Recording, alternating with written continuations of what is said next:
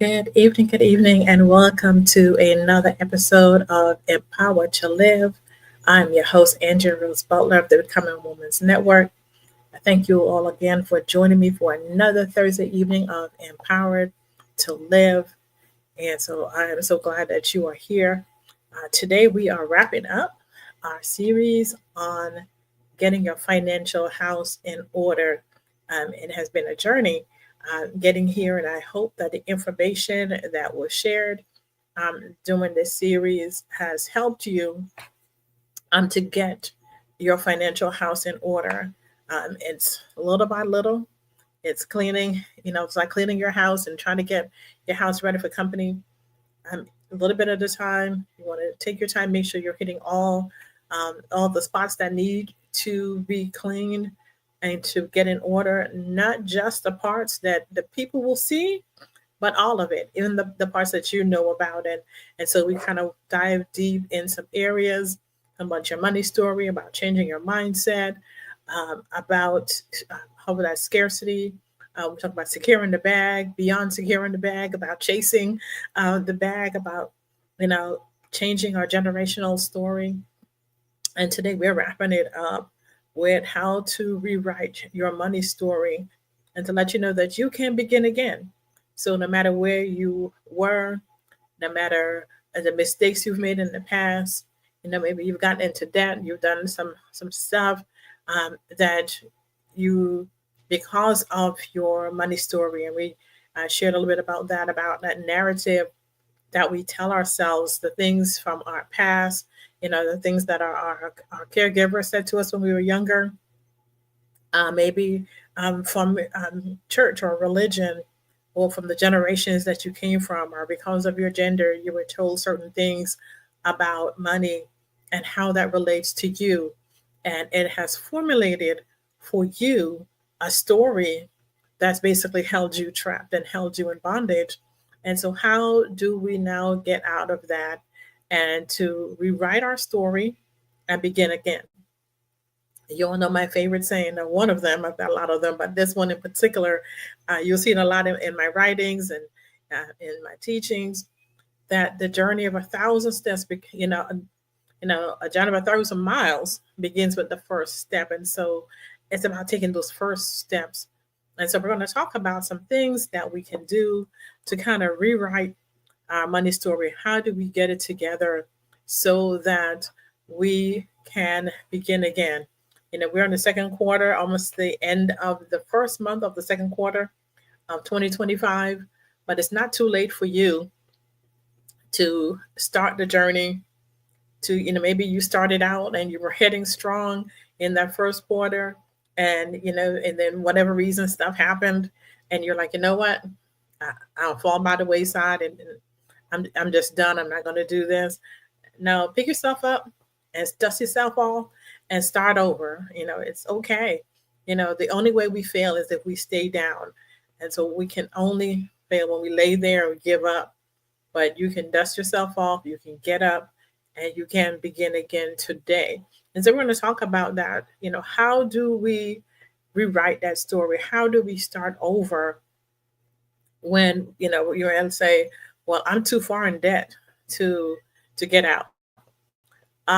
This is going on in my life. Maybe I'm unemployed, or whatever your story is. You feel that you are just not capable or able to get out from that mountain, or wherever it is that you are. You've been stuck in the miry clay, as the old church was used to say.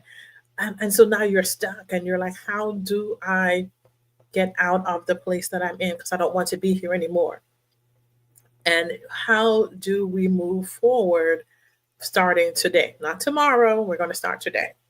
And I'm going to encourage you again with that, saying it's not about tomorrow, it's about today. How do we get started right now, in this moment, starting to rewrite that story? I shared, I don't know if it was last week or maybe one of the other weeks that we've been going, about the story where the daughter or granddaughter questioned about why they cut the ham off, cut the ends off the ham before putting it in the pan, when clearly at this point in time the ham would fit, but we're cutting ends and we're wasting. and nobody seemed to knew the origin of when it all started. And they got all the way to great grandma. Grandma said basically, my mom, she didn't have a pan that was big enough to fit the ham, so she would cut the ends off.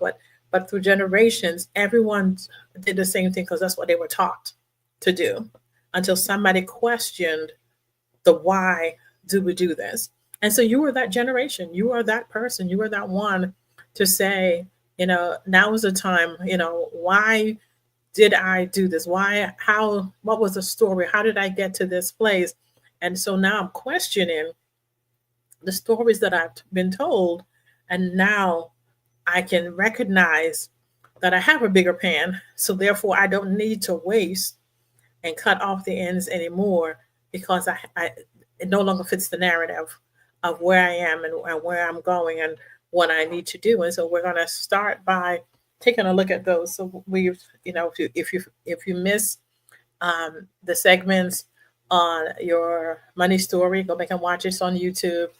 Become a Woman's Network YouTube channel. You can check it out there to kind of catch up. We also talked about that money mindset as well. How do we change our minds about the stories that we tell ourselves? And so, how is your money story affecting you? So, it could be like we said in the past, you're on a job that you hate. Many of us have had jobs that we hated being there. We didn't like the job we had, but we felt stuck because of the fact that we needed to get out of debt. We need to pay bills, whatever it is. You couldn't trust because of fear. You were stuck in a place that you hated. Feelings of guilt when you spend money for any reason. Overworking yourself. I talked about this before. We got the hustle on, and we're working, taking overnight, second jobs, third jobs, fourth jobs, just working because we feel that there is no way out.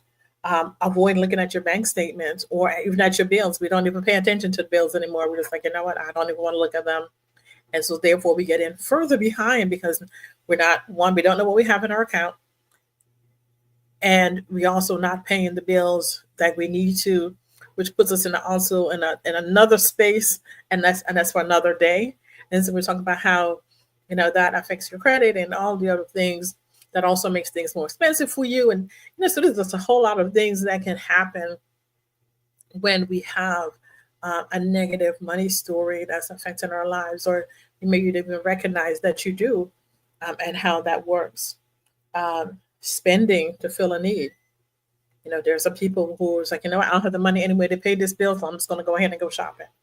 And it makes us feel better when we do temporarily. So these are like, all these things are a temporary fix. They don't solve the problem. Sometimes they create more problems than we needed to, in addition to all the stuff that we have going on. And so how do we get out of that? So the good news is that you can rewrite your story. And that transformation comes. We talked about your money mindset, about be transformed by the renewing of your mind. And so when we renew our minds, we renew our thoughts, we change what we believe. Again, you're challenging that narrative of why do I do what I do? Why do I feel this way about money? Why, like, what's going on? And so we're going to challenge that story. And I would encourage you to write down what you believe about money. What are some of the thoughts that you have surrounding it? What's some of the things that you were told as a child, maybe, about money? Whether it's, money doesn't grow on trees. We don't have money for that. I shared in one of our episodes about the young lady, what her mom told her. She's like, she wanted a toy at a young age, and she couldn't even remember what it was, but it was something small. And her mom says, it's not worth it. That's worthless. And what she heard was, I'm worthless because you weren't willing to, I am not worth the expense. And so therefore I have no value. And so she internalized that at a young age, not mom saying that was a stupid, worthless thing. I'm not buying something stupid and worthless. And maybe that you've been told that, and you told yourself, and what you heard was, I'm worthless. I'm stupid. I have no value. and nobody wants to invest in me, even if it's something small.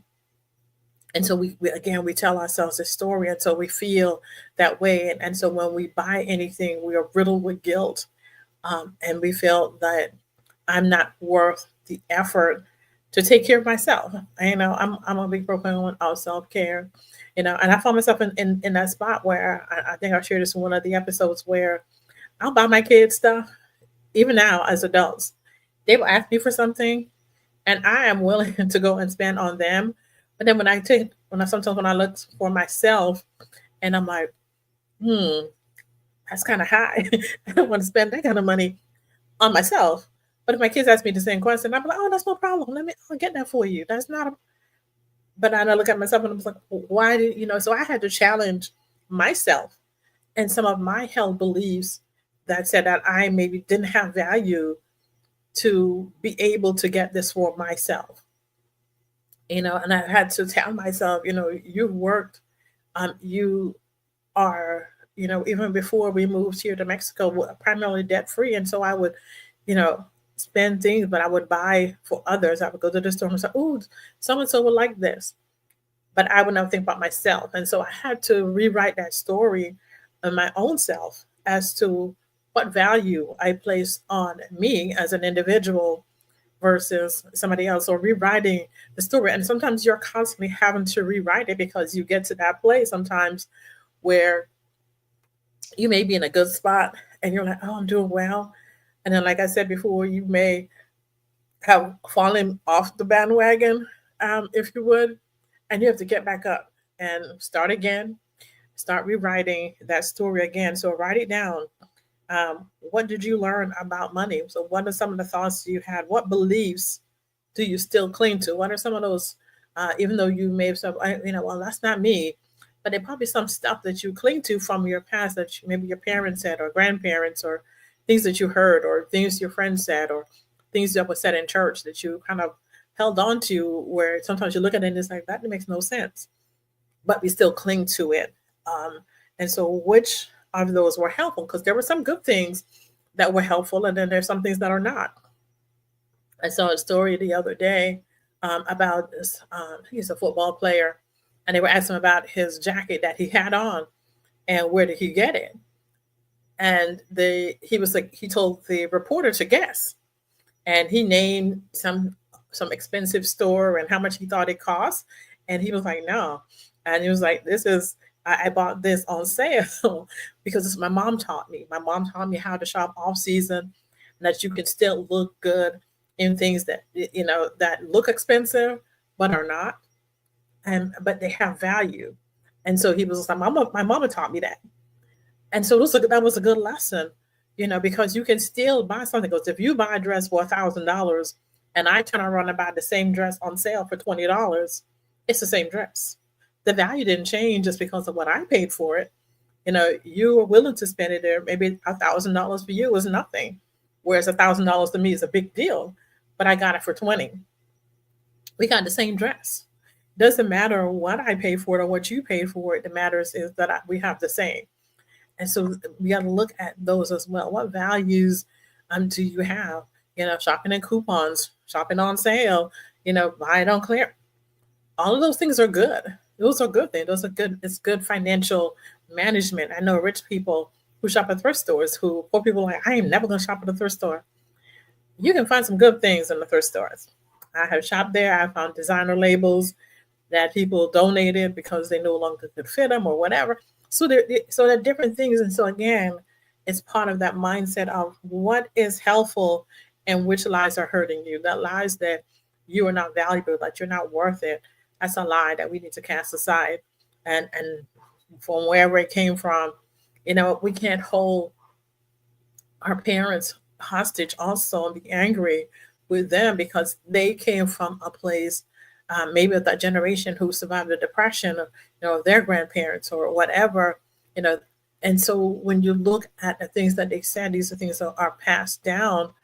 We can't judge them for that because that's all they knew. So they parented or they said things from the place that they knew. And again, it's for us to determine, we have a bigger pan now. I don't need to cut the ends off. And so I need now to to change the narrative for the next generation to say we've got bigger pans. We don't need to do what they did in the past. We can change and we can rewrite our future. And so part of that is challenge the lies. So God did not cause us to call us to live in shame or fear or whatever it is. So you may feel that way about your financial situation, and you may find yourself in a difficult spot right now. But you can change. You can do that with guidance. So what about this thought is true, and does it align with God's word and plan for me? What does God's word say about your finances? And so we can speak over our finances. We can declare what God's word says about our finances. So we can speak life over them, not death. We can look at where we are, and you would say, right now I'm in a difficult spot, but I know that I'm a good steward of my finances. I'm going to be wise in how I spend and how I save. That God is giving me the wisdom in order for me to be able to speak. So I will make wise financial decisions. There's always more than enough. And I will be a lender and not a borrower. That's some of the things that I used to say over myself. I'm going to be a lender, not a borrower.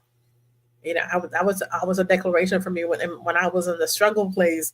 I just declared it over myself, over my finances. I will be a lender and not a borrower.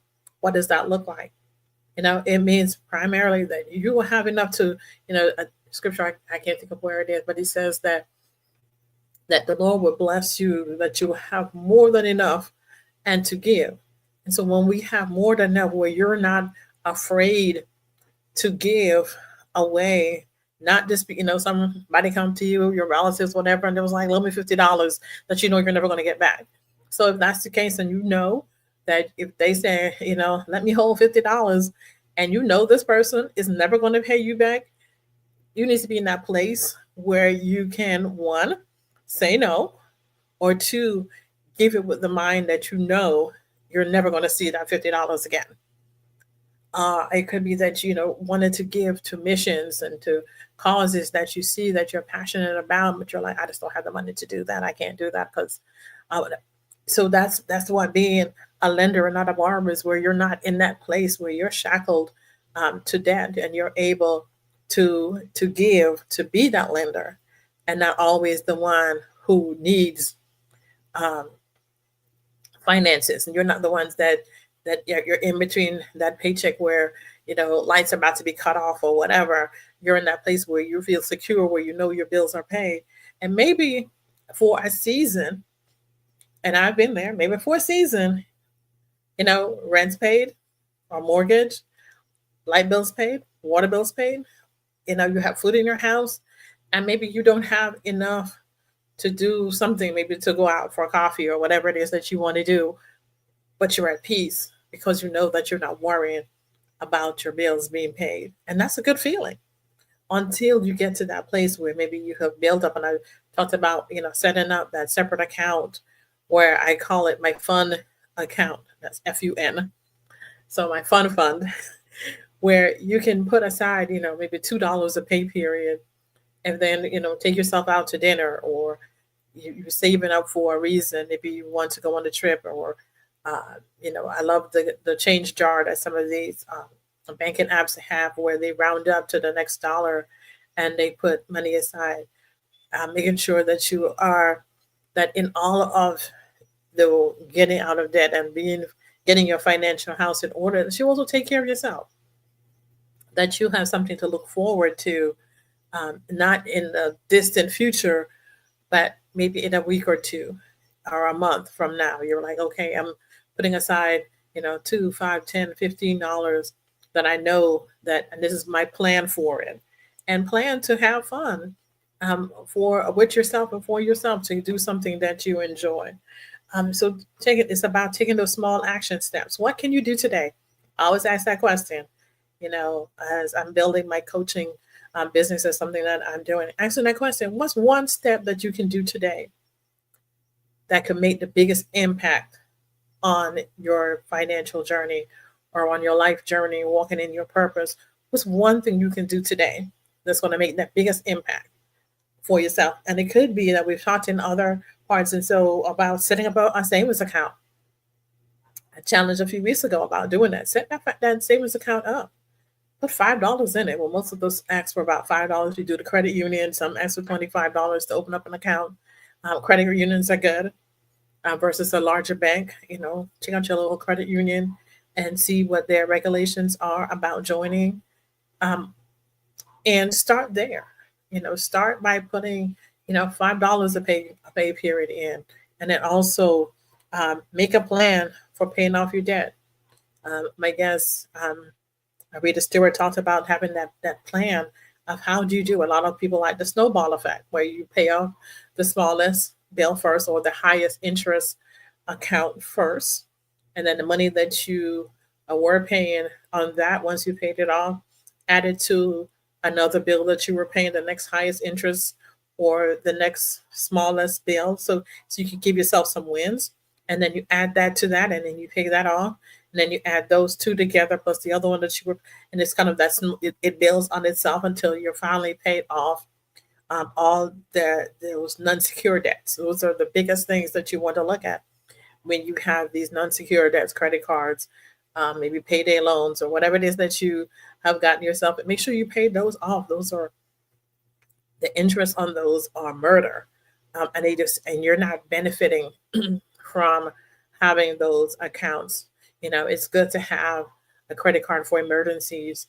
Use it for that. Pay it off. If you don't have an emergency fund, and you have a credit card, use it, to pay whatever you need to pay, but make sure that you're working diligently to pay it. And if you have impulse controls with that credit card, lock the card, and so that you don't have the ability to use it when you get into that place, when you're getting your feelings and you're like, okay, I'm going to buy me something, and we swipe and charge, knowing that we don't have the funds to pay it. So make sure that you're working on that plan. Create a freedom plan, also known as a budget. And that's something that we've decided to call it. This is our freedom plan. How can we be free? Remember, again, that the borrower is a servant or a slave in one translation of that borrower. So you want to get your freedom away from being a borrower so that you can be a lender. And take some free financial courses. There are so many out there that's available. Listen to financial podcasts. Again, look at your employer, your 401k manager. Sometimes they offer free courses. I know I've taken some through Prudential. They have the Pathways courses that they offer. A lot of those are offered through the community. In a later segment, I want to see if I can get one of them to be a guest on the show, maybe at a later date, to kind of talk about their Pathway program and what they offer. And so also read a book, go to the library. The library also has so much resources, and it's free while libraries still exist. Go in and look in the library, see what they have offered, see what community classes that they may have for you that you can take advantage of.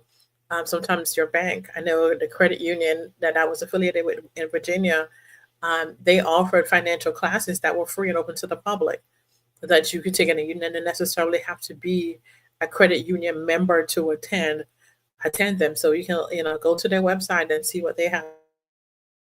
Again, check out the library to see if, sometimes they have courses there as well. And if you're one of those people that you need to read and absorb it because, you learn better that way, also there are books at the library that you can also check out, or even check out on Amazon, Kindle books. Sometimes they have free books or whatever. Google also has a bookstore that sometimes you can get like free books, or they're like $4 or something like that. But I would go with free first. Check them out. Check your library out. I'm an advocate of libraries. So make sure that you check those out and see what is available. And then surround yourself with people who are also on the same journey as you, or those who have already achieved financial success. Who do you know that's doing well? And, not those ones that are social media doing well, but in real life, doing well, not the those ones that fake stuff that they're on the beach here and whatever, and the ones that are really doing it. Surround yourselves with those people. Surround yourselves with like-minded people. I was talking about your posse. Who is doing what you need to do? And some of them are out there that are willing to mentor you if you ask.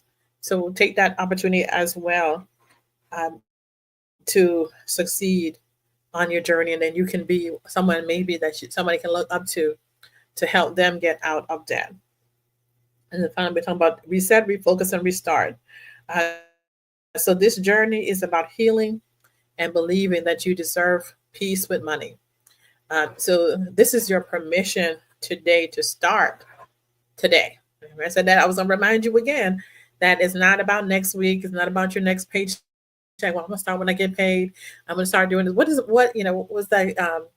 I think it's Capital One. What do you have in your wallet? So what do you have in your wallet right now that you can take that step to join like a credit union or get a savings account started with your bank? And now go ahead and do that online banking and log on and start today. Make that step. Maybe you need to look at your finances, pull up your paycheck, look at pull your bills out and sit down and with Google Sheets or Excel or whatever there are in this. Again, that we talked about some of those free apps that are out there maybe through your bank to look and see what your bills actually are. What are you bringing in? What is your net? Not the gross, but the net. After all the taxes and all the things come out, what is it that you have left with, and what can you work with? So maybe that at your finances and say, okay, what do I make? And don't be afraid of it. How much? What do my bills look like? That should be your biggest step. What do I spend? Where's my money going? Where is it going? And so you need to have that information so that you can take the very next step, because then you need to know, where do I start? And so by starting, you need to take a look at where you are. So you want to be that investigator and look at your finances, log into your work payroll, see what your paychecks look like, add those up. What are they taking out in taxes? Do you have a 401k? If you do, what does that look like? How is it performing with this market volatility where the market is up and down? It's like tariffs, yes, tariff, no, and your 401k is doing this. How do you get to that place where you're not afraid of that? Take a look at that. Take a look at, again, those bills, write them down, see where you are so that you know how to begin. But the thing that matters is that you begin. I begin today. Not tomorrow, because if you're like me, I chase shiny objects, and I get distracted, and I'm like, okay, I was supposed to be doing something. What's supposed to, and so I know, stay still and do it now. And so when I have something to do, before I get distracted onto something else, I'm just like, let me go ahead and do this now, because I know I'm going to forget. So do it now, and then set a reminder on your phone, to say maybe every other week, I'm going to check in with my finances. Where am I? What have I spent? Where can I cut the cost? Maybe I'm not a coupon shopper. Maybe I go to the store and I'm like, I don't really care what I spend. And maybe you just take a look at that. There's so many, the grocery stores have apps that offer you coupons and buy one, get one free, things that are on sale, different things like that. Look in the aisles, those stickers that some people hate. I was like, oh, I don't know. I'm a buy them. I was buy that meat or that reduced meat in, girl, fill my fridge up, buying stuff on sale, on clearance, whatever. Even guacamole freezes. You may not know that. So, making sure that you are doing what you need to do, because you're just going to get further behind. So in order to do that, run your race well. Start this journey, start it now, and know that it is the time to do it. So don't just chase the bag. We need to build our house. So when getting that house together, getting our financial house together, again, like I said, don't just look at the spots that, that everybody will see, but get into the cupboards and under the bed and around the corner and all these different things, and pull out and look at the things that you're like, I don't even know what's in there. I don't even know what's going. It's time for you to know. It's time for you to know, to get your house in order, and so that you can steward well. And that's the important part, that you can steward well, and most of all, that you can live empowered. And so I want to thank you all again for joining me this evening. Catch us next week.